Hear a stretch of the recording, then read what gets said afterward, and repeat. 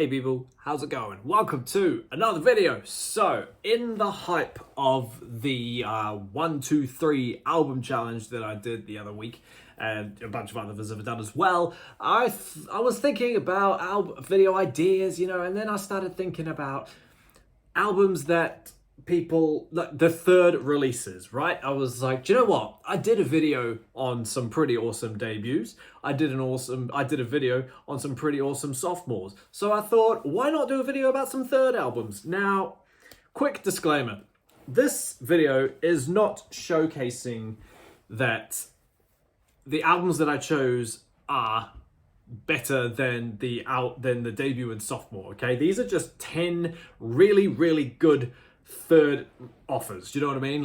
Some of them, I prefer the debuts to some of these albums, but you can't argue that the third album by these guys are universally loved or whatever. It's praised upon praised. They are just really strong outputs from the band. So with that in mind, let's get into it. But before we do, let me know down below immediately what comes to your mind when I say the third release of an album and why you love it. So yeah, once that's done, we'll get straight into it. Coming in at, well, it's not a countdown. Coming in first, we'll get some classics out of the way first before we get into some personal choices. Coming in first, we have the classic Iron Maiden groundbreaking album, The Number of the Beast. Now, like I said at the start, if anybody knows me, sorry, I'm just going to swap sides. If anyone knows me, I'm a slut for Maiden's debut. To me, it's the top thing in the world. Nothing will beat it. But however, you cannot deny that when The Number of the Beast came out, it was, as I said earlier, groundbreaking. It took them to absolute astronomical heights. They accomplished so much with this album.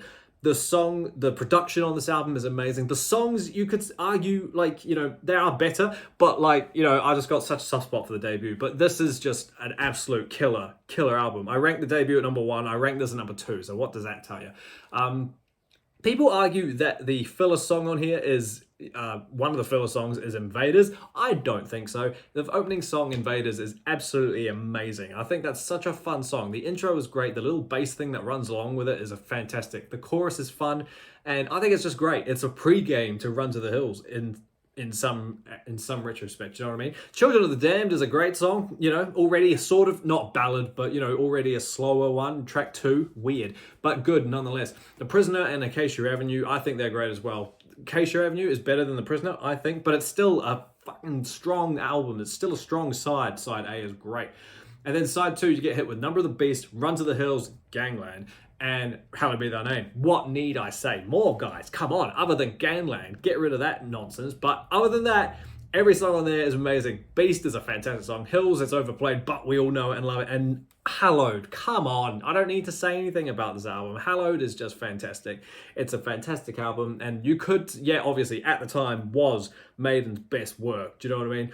It's instantly recognizable. Everyone loves this album. Everyone loves something from this album, whether it be Hills, Hallowed, or The Beast. We all love something from this album. So yeah, had to talk about this one when mentioning albums in third. So yeah, Number of the Beast coming in strong first.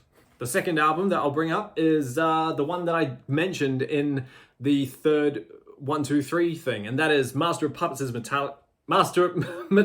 Master of Puppets, rather. This is from 1986, and like I said in the video just before, again, at the time, this was just an onslaught of all sorts. Ride the Lightning was fantastic. Kill 'Em All was raw and edgy and just punchy, whereas this one was both the previous 2 albums just put on maximum. Do you know what I mean? It's got the speed and aggression of Kill 'Em All. It's got the music it's got the music integrity of Ride the Lightning. It's honestly so good. The battery, the opener, kind of mirrors Fight Fire with Fire in terms of song structure, but it's just amazing. Battery is so much better than Fight Fire. Master of Puppets, the title track, we all know it and we all love it. It's 8 minutes of amazingness. The thing that should not be, just real drag it through the ground. It's so heavy, it's full of mud, and it's just dun dun dun dun dun. So good. It's pretty much For Whom the Bell Tolls. Welcome Home Sanitarium is this one I would skip mostly on this album, so we'll skip it now.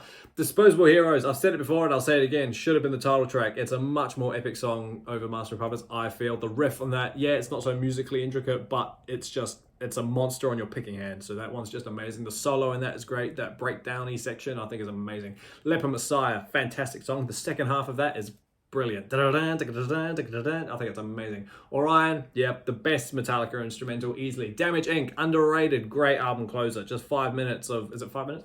Yeah, 5:32 of just dang, just pure aggressive Metallica at their best, easily. When you're talking about third albums, surely this is like mostly everyone's number one Metallica album. Honestly, it's so good. Yeah, had to bring it up when you talk about album threes, Master of Puppets. All right, now we get into some heavy, fun, interesting stuff. Another album that I immediately think of when it comes to three. This one is better than the debut and the sophomore. We're talking about Cannibal's third album, Tomb of the Mutilated. Absolutely fantastic album art, absolutely fantastic album, full stop. If you're a fan of death metal, even if you're not a fan of death metal, I guarantee you, if you're not a fan of death metal, but I bet you anything, I'm willing to lay money on it, you've got Hammer Smashed Face in your playlist, don't you? Don't you? Don't lie to me. I know you've got it.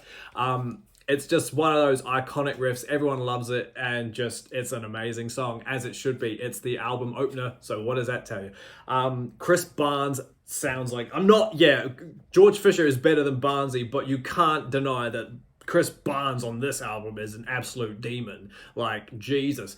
Eating Back to Life, which I really love, is more of a thrashy album. There's thrashier elements. There's almost groove. I don't want to say groove, but there's groove elements in Eating Back to Life.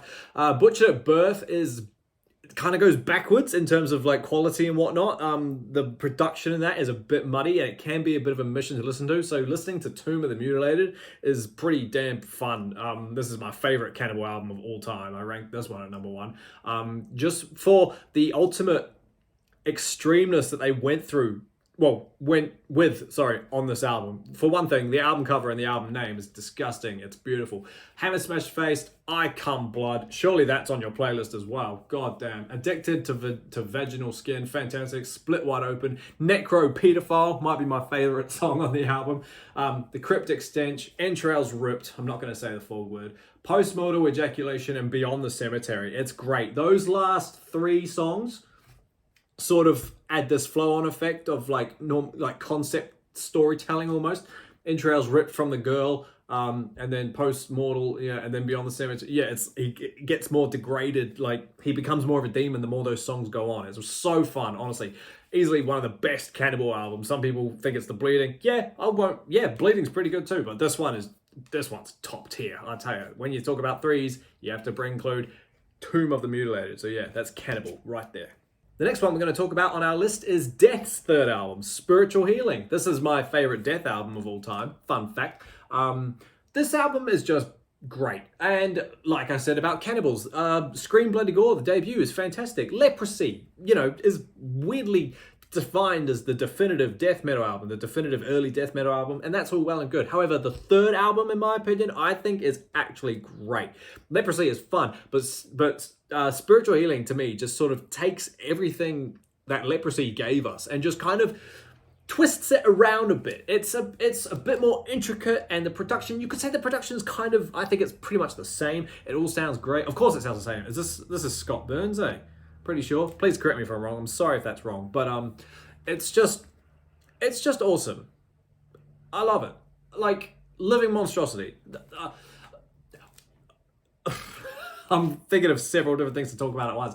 Altering the Future. I used to really love that song. Well, I still do love that song, but then you read the lyrics and you learn what that's about, and it's sort of like, oh yeah, okay, I see where he stands on abortions now. Defensive Personality is easily my favorite song on that. I keep calling them the breakdown, but that middle section where the bass drums just go, and it's just, I was in a traffic jam hearing that in my car, and the car shook. I tell you, that was insane. Within the Mind is great. The title track, Spiritual Healing, so good. Low Life, Genetic Resurrection, Killing Spree. Come on, guys. Yeah, Leprosy is good, but have you listened to Spiritual? Honestly, I think, was it Horror Master? Was it Ricky? I'm pretty sure Horror Master. You put this at number 8? Did you put this at the bottom? Is that correct? I don't understand it, but hey, each to their own, right? Spiritual Healing, I think, is just a fantastic album, and I think it's worth talking about when you talk about albums and threes. So yeah, Death, Spiritual Healing, coming in hot. Right, changing it up completely now. We're getting symphonic power metal. Glory Hammer's third album from 2019. When did this come out? I want to say May, but I'm not sure. This is Legends from Beyond the Galactic Terror Vortex. Why it's called that, I have no idea, but it's honestly fantastic. Glory Hammer only have 4 albums, but this one is just top fucking tier. The first album is so simple in terms of fantasy storytelling. The second one is a bit more intricate with space and stuff, and this one just keeps on the realm of space, but it's so much more in depth, and the storytelling is amazing. The songs become a lot more intricate. The songs are longer, I think. Well, I say the songs are longer, they're probably all the same, but it's a much more fun album. It's so much more aggressive to listen to, and there's not so much. Well, I was gonna say, you've sort of accepted the fact that how do you say it? You've accepted the fact that Glory Hammer are a bit silly right now. So yeah, it's you know what you're getting. It's ultimate cheese, but it's a fantastic album. It's easily their best stuff. The Siege of Dunkeld, Masters of the Galaxy, The Land of Unicorns, Hoots Force, The Fires of Ancient Cosmic Destiny, the album ending, I think is amazing. So yeah, if you're talking about album 3s, this one definitely needs to be talked about. If you're talking about power metal anyway, that's Glory Hammer's Legends from Beyond the Galactic Terror Vortex. Next up is the 3rd album from the Prince of Darkness, Ozzy Osbourne, Bark at the Moon. Oh, Bark at the Moon is a fantastic album, don't get me wrong. I think it might be turning into my favourite Ozzy album. I always declared that Diary of a Madman was my favourite one, but ever since this got re-released onto LP, and I bought the CD. I bought the CD when I bought Patient Number 9 because it was there, and I thrashed it. It's damn good. Hey, like the song Bark at the Moon. Obviously, we love Randy Rhoads, and he did an absolute fantastic job on those first 2 albums. But J.K. Lee just really took it up a step and just really showed off. Bark at the Moon is a fantastic song. I've always known that song because of Vice City. I just think that song's amazing. The solo is great. The riffs in it are fun. The melody, the vocal melody, I think is fun. You're No Different. Again, a second song with a ballad. Interesting place to put a ballad. I wouldn't do that. It's too early. But hey, it's a good song. Now you say it, now you don't. That's a fun song too. The melodies in this song are all great. Even the Rock and Roll Rebel. To me, that sounds like a Priest song. It could be a Rob Halford sing-along, I reckon. Center of Eternity, though, the standout of this album, in my opinion. Center of Eternity is amazing. It's got such an epic feel. Organs and just... I love the chorus. I think the chorus is great. Me and my partner both love that song. It's amazing. So Tired and Slow Down are the 2 weaker ones, but I mean, So Tired is okay. But Waiting for Darkness, the epic, the album closer, oh, that one's amazing as well. I think that one's so fun. That and Center of Eternity really stand out this album, and I really think that those 2 are making it, creep up by past Diary of a Madman, which is a shame because I only ranked Ozzy not too long ago. But yeah, I put this one at number 2, I think. But yeah, honestly, you can't deny that Bark at the Moon is a fantastic 3rd offering from the Prince of Darkness himself. If you haven't heard it, just do yourself a favor and jam it. It's honestly so fun. It's pretty amazing, and yeah, easily I think now my favorite Ozzy album. So yeah, Bark at the Moon, definitely well deserved to be talked about. Back to symphonic metal now, except this one's from Finland. Nightwish. Wishmaster from the year 2000. The debut, again, I love the debut. It's not my favorite, I won't lie.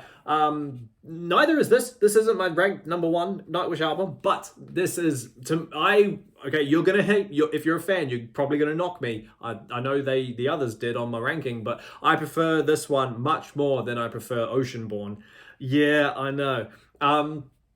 I just get so much of a kick out of it. It might be my love for the title track, Master, Apprentice, what is it?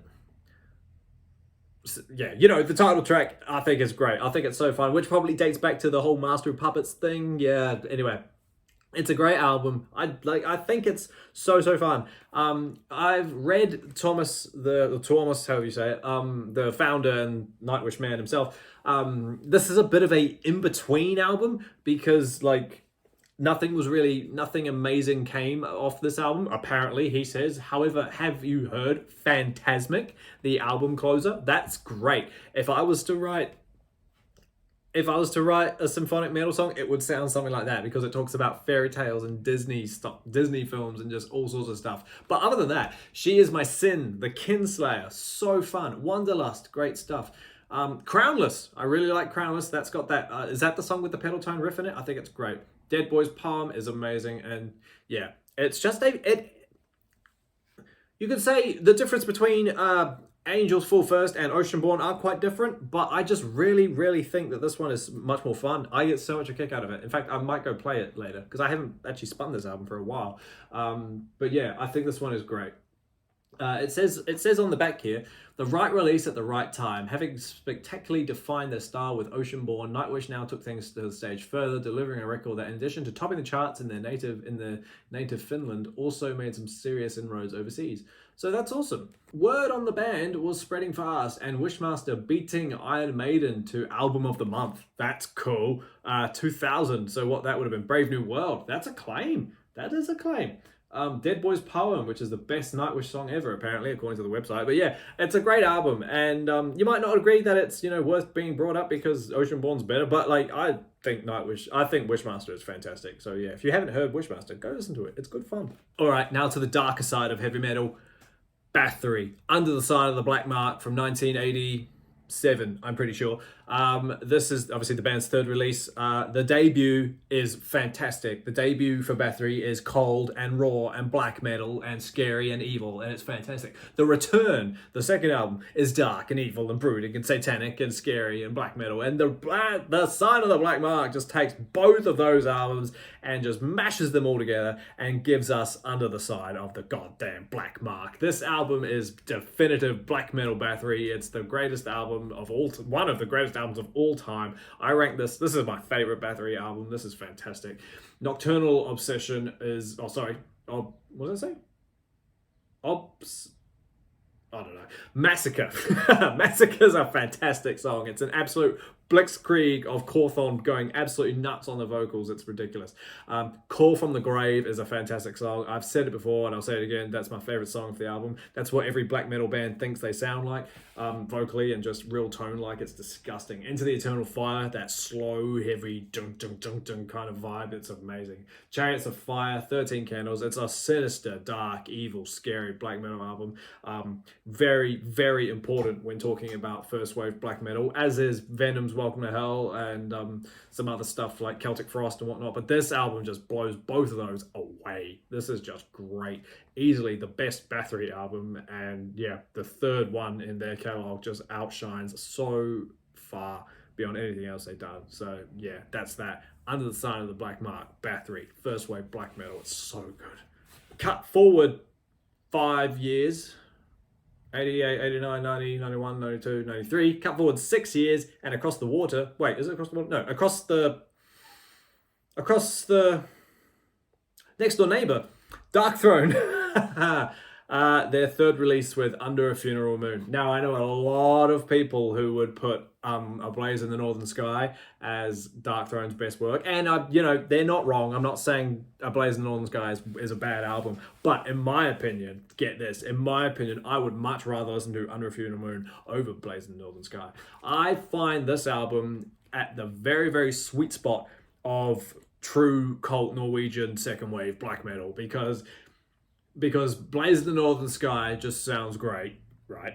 Transylvanian Hunger sounds, whoa, it's good, but it has that infamous sound. I find this album sits right in the middle of the sweet spot of the two of them. I think it's great. It's very trebly, and it's just, the mix is what you'd expect from second wave black metal. It's just disgusting. Under a Funeral Moon, I put at number 3, I think. Panzerfaust is my favorite album, but this one is still so goddamn iconic. It's absolutely amazing. Natasha in Eternal Sleep, Summer of the Diabolical Holocaust, The Dance of Eternal Shadows, and Unholy Black Metal. That's a strong side for an LP. It's absolutely amazing. There's 8 tracks. A Blaze in the Sky's only got 6, but still, that's got nothing to do with it.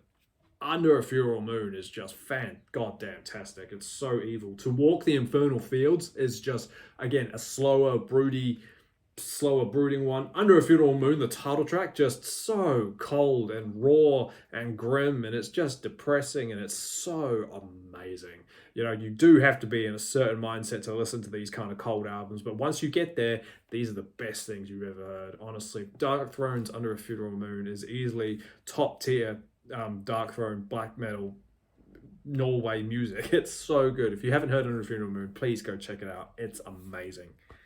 And then number 10, I won't lie, is a complete random wild card. okay. Not because I just thought it would be fun. It's not heavy metal. It's a pop album.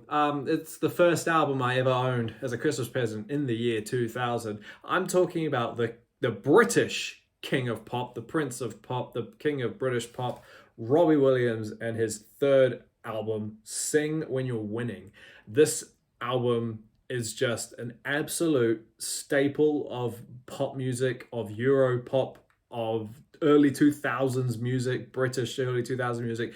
Everything on here, from the first bass, is it the bass drum kick off Let Love Be Your Energy, all the way down to the final note of The Road to Mandalay, is just amazing. The amount of nostalgia for me and my family that surrounds this album is ridiculous. Obviously, we bought this album because of Rock DJ. I was obsessed with that song at the age of 7, but then everything else after that, like, just amazing. 5 smash hit singles, at least 5 in this country, I found out. Better Man was a single here, nowhere else. Let Love Be Your Energy, great song. Absolutely fantastic opener. Top 5 Robbie songs. Better Man, acoustic, it's about, at first it was boring, but it's grown on me.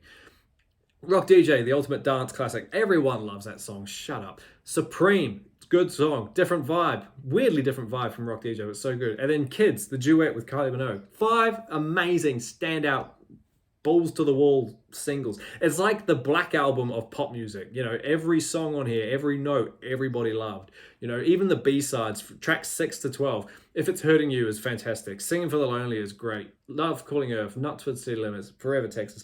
Honestly, there's some songs on here where it's a weird vibe because the content is sung about, it's really, really sad. But then you get a song like Singing for the Lonely, for example, which is actually lyrically a very sad song, but it's an incredibly upbeat, positive album.